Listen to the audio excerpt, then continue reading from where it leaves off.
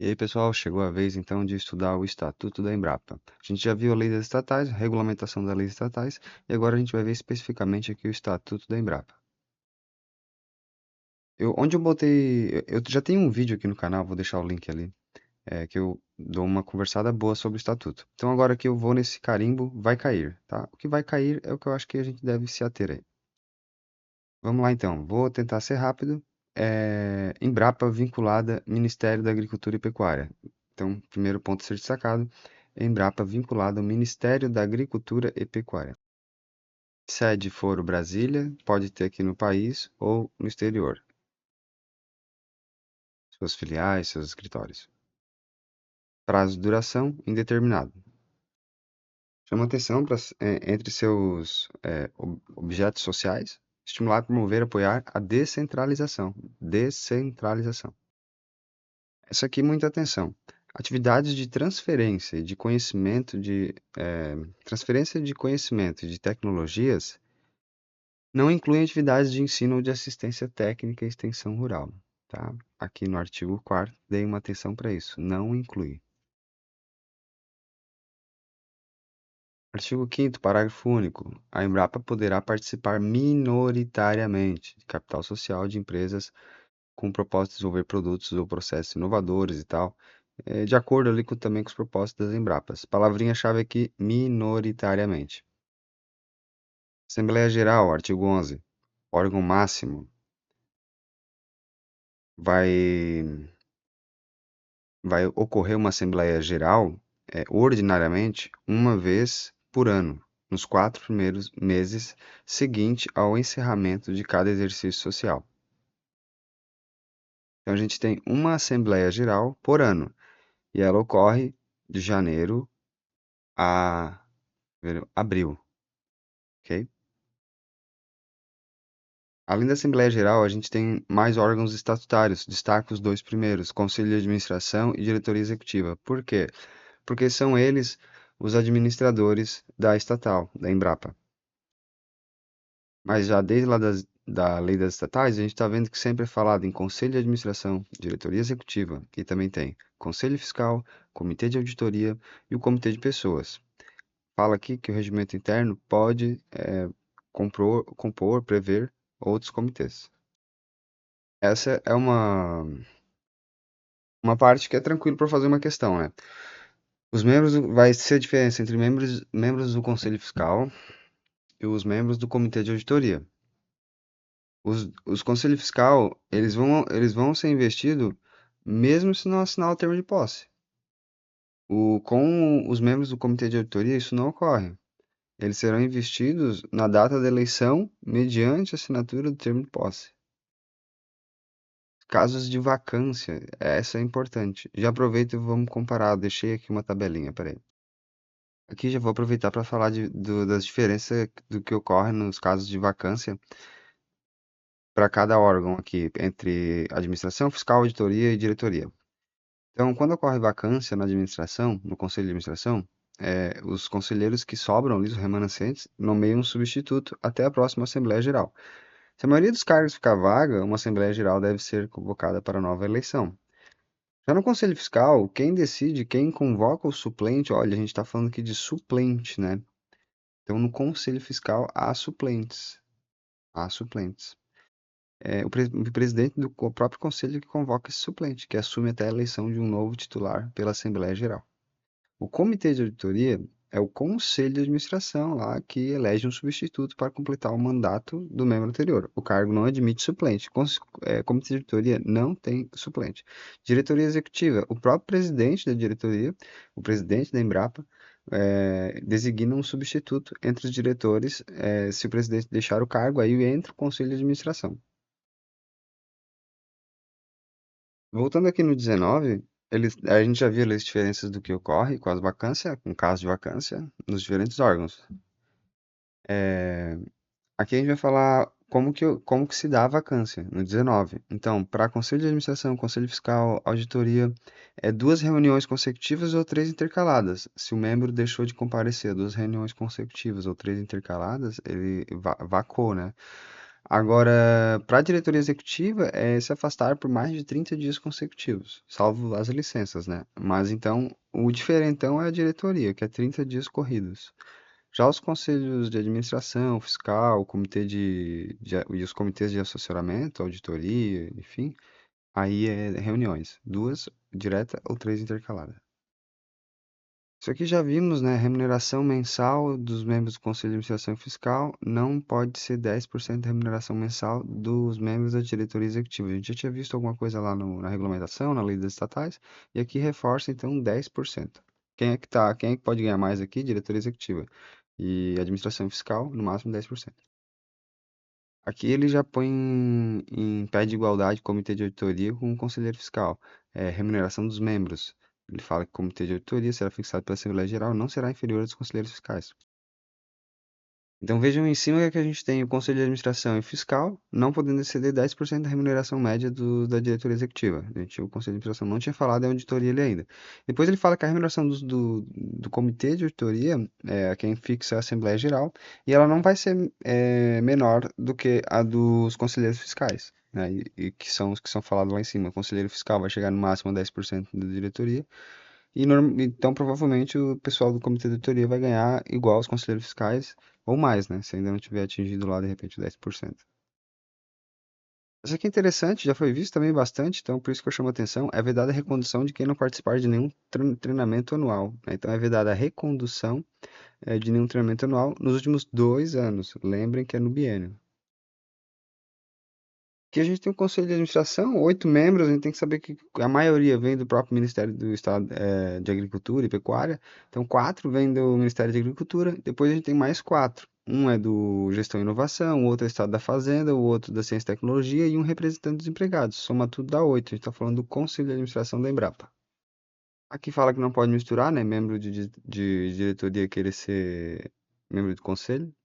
Isso aqui é interessante, representantes dos empregados não participam de determinadas reuniões, quando fala sobre sindicato, remuneração, essas coisas assim, porque eles acham que pode ter conflito de interesse. Aqui vai falar do prazo de gestão, né, 2 e 3, a gente já viu isso bastante, e a gente vai falar do interstício aqui de 2 anos também, quando você esgota aqui o máximo que deu, aí você tem que dar um tempinho ali de 2 anos para poder voltar a exercer esses cargos. Artigo 29 tem competências do Conselho de Administração, não vou lê-los já, porque vai demorar muito, mas é óbvio que eu acredito que possa ser alguma coisa daqui. Então é bom dar uma olhada, é bem grande, tá? A gente tem a competência do Conselho, do presidente só tem 3, então de repente vale aqui dar uma olhada pelo menos do presidente, né? Que é mais fácil decorar que é menos. E depois a gente já parte aqui para a diretoria executiva. A gente depois vai dar uma olhada aqui em umas tabelinhas, mas é 5 membros, né? Presidente mais 4. Prazo de gestão 2 e 3, igual o do Conselho de Administração. Aqui uma hora ela fala que a diretoria se reunirá de forma presencial ou virtual uma vez por semana. Eu acho que aqui o foco do parágrafo 11º, parágrafo 11, ele foi dizer ali o quantas vezes ia acontecer as reuniões, né?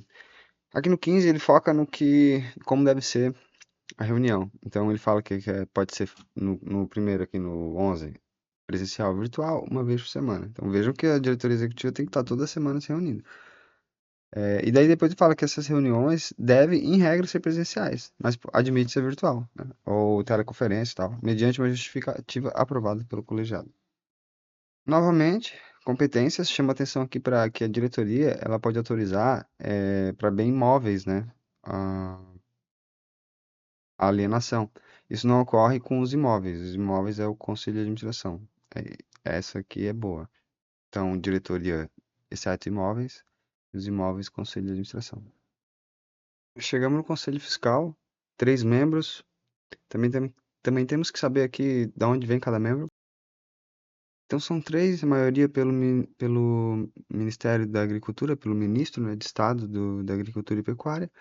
Então 2 vêm do próprio Ministério e um é indicado pelo ministro do Estado da Fazenda. Esse que é indicado pelo ministro do Estado de Fazenda tem que ser servidor público com vínculo permanente com a administração pública federal.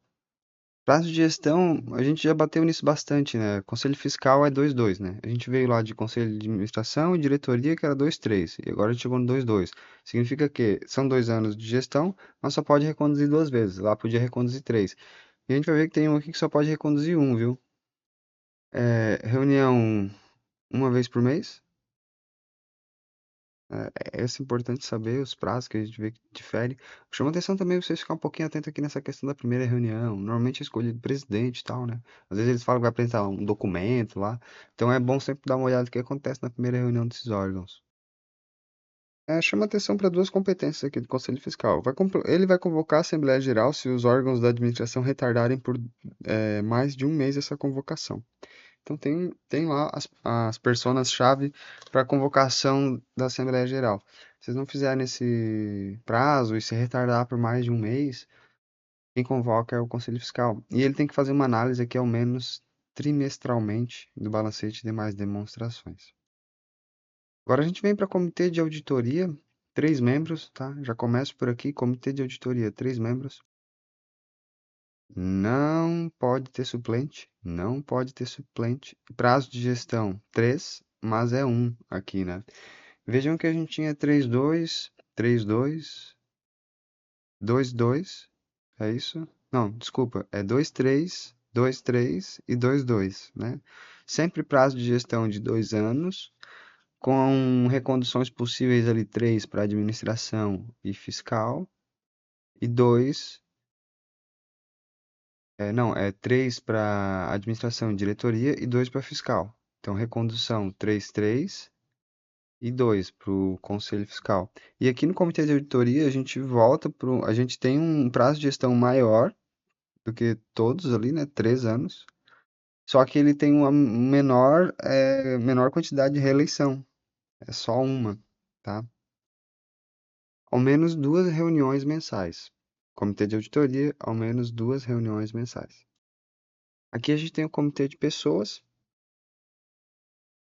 composto também por 3 membros. Esses membros são integrantes do Conselho de Administração e de Auditoria e do Comitê de Auditoria e não recebem remuneração adicional. Isso para o Comitê de Auditoria Estatutário. Isso para o Comitê de Pessoas, desculpa. Para o Comitê de Pessoas, vem 3 membros, são integrantes do Conselho de Administração e do Comitê de Auditoria, para trabalhar no Comitê de Pessoas. Só vou fazer um gancho aqui. É interessante a gente ter essa diferenciação entre o Comitê de Auditoria e o Comitê de Pessoas. O Comitê de Auditoria, ele tem a questão de prazo e quantidade de membros ali, prazo de gestão que a gente tem que saber diferenciar. Mas a ideia principal do Comitê de Auditoria é quem audita as contas, quem vai verificar se está funcionando tudo certinho. Já o comitê de pessoas, ele é mais assessorado àquela parte de opinião sobre indicações, vedações, impedimentos, sempre relacionado a pessoas, elegibilidade, sucessão e remuneração. Essa é a ideia principal. Depois é importante que a gente saiba quanto que tem cada um de membro, quais os prazos de gestão e quantidade de reuniões. Aqui sempre fala, né, de demonstração financeira trimestral, então não foi diferente no estatuto trimestral, lembrem disso. Depois ele fala de um lucro líquido aqui que vai ser destinado para absorção de prejuízo, 5% para reserva legal, que não pode exceder 20, e no mínimo 25% para dividendo. Eu vejo falar muito em governança, né, atualmente. Então, acho que é interessante dar uma olhadinha aqui no artigo 53. Então, o que seriam essas unidades? A auditoria interna. Vê que a gente falou de comitê de auditoria e auditoria. São coisas distintas. A gente vai ter aqui uma unidade interna de governança que vai ser a auditoria interna. A gente vai ter uma área de conformidade e a gente vai ter a ouvidoria. São 3 unidades internas de governança. Primeira coisa que eu chamo a atenção é que a auditoria interna é vinculada ao conselho de administração. A área de conformidade, integridade e gerenciamento de riscos, vínculo direto ao presidente. Então, a gente tem a auditoria interna ao conselho de administração, a área de conformidade, vínculo direto ao presidente, e a gente tem a ouvidoria, vínculo ao conselho de administração. Então, a gente tem 2 conselhos de administração, que é a ouvidoria e a auditoria, e a área de conformidade é o vínculo ao presidente.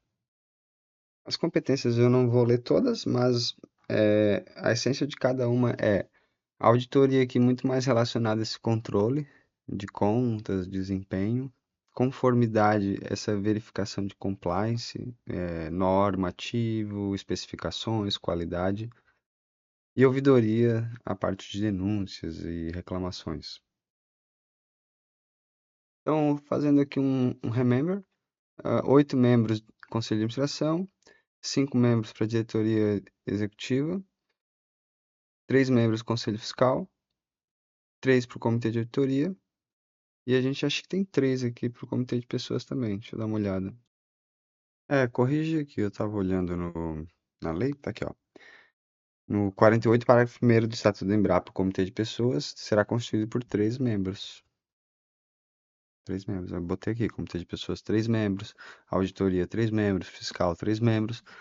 Executivo é 5, administração é 8. Então ficou na ordem aí de escadinha, fácil de gravar. Só tem que atentar, porque às vezes lá no decreto regulamentador da lei das estatais e na própria lei das estatais, às vezes eles botam lá, pode de 3 a 5, pode de 2 a 3. E daí a gente vai ter que botar que tá certo, né? E agora se eu estivesse remetendo aqui ao estatuto, aí é cravado aqui no 85333. Bom, pessoal, é isso. A gente já viu aqui os pontos principais. Espero que tenham gostado e que sirva de ajuda na prova de vocês e na minha também, da Embrapa. Até a próxima.